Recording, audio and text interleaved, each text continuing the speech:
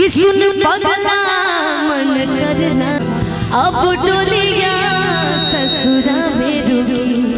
खितनी ना मोहलू खुना मरवैलू छछना लाटे परा जातारू फगुआ के रंग का के फीकाई का कहलू जा कहवा से सिखलू दिलवा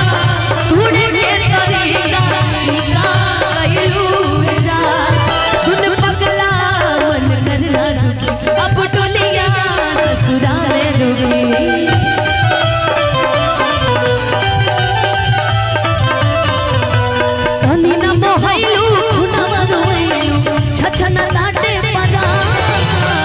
जातारू फगुआ के रंग का फीकाई का कहलू जा कहवा से सिखलू दिलवा तूने के तरीका कहलू जा लईकी अबिरिया रानी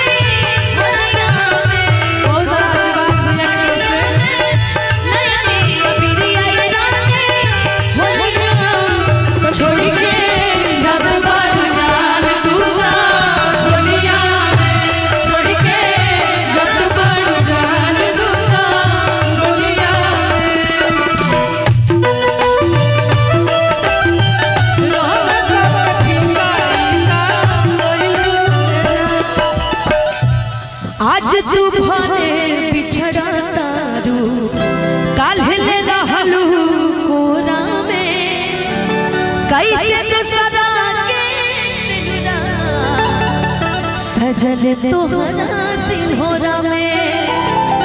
कि मजबूरी रहे सना खाके कह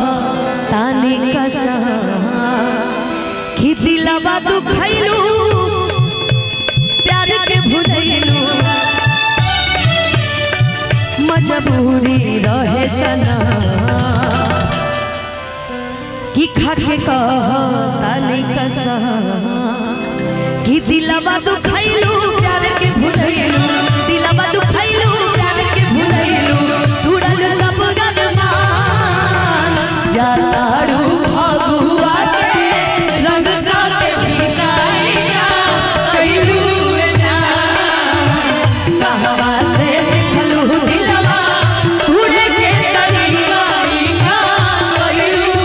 बड़ी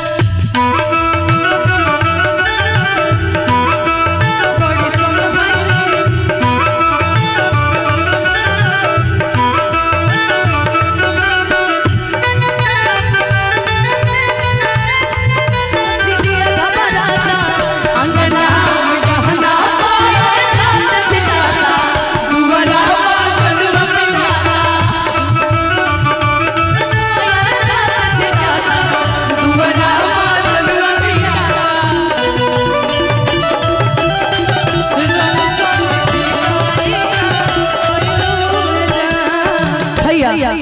प्यार हमारे बिछड़ जाता फिर भी दिल खामोश बा। ये उनके लिए जो इस होली में अलग होने वाले हैं। मान लीजिए हम ही अलग होने वाले हैं आपसे, नहीं हो ना ऐसे बात कर रहे हैं। मान लीजिए हम अपने प्यार से इस होली में अलग हो जाएंगे। कोई गई बताओ। प्यार हमारे बिछड़ जाता फिर भी दिल खामोश बा। अलग होके जिए के पड़ी अतने अफसोस बा कि विश्वास करा रोसा हम छन छन। सुधीर भैया, ए सुधीर भैया, जब प्यार होता है ना जीवन में, जब इंसान कह देता है कि तुम्हें जा रहा हूँ, मैं छोड़ के जा रहा हूँ, आपको बता रहे एक चीज, जब इंसान कह देता है ना किसी लड़की से कि मैं तुम्हें छोड़ के जा रहा हूँ, मैं अपने बारे में, हाँ अरे मैं बस बता रही हूँ भैया। मान लीजिए इंसान कहते कि मैं तुम्हें छोड़ के जा रहा हूँ, तब कुछ कहे कि मन ना करेला, खाली रोए के मन करेला कि विश्वास करा रोसा हम रोवाब छन छन कि गलती कमान प्रिया सुपवन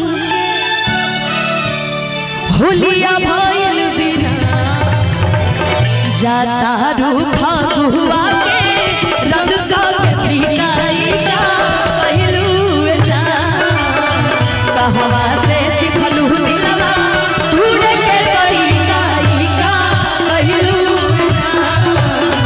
कहवा से सिखलू दिलवा ढूंढ के तरीकाई का कहलू जा कि सुन पगला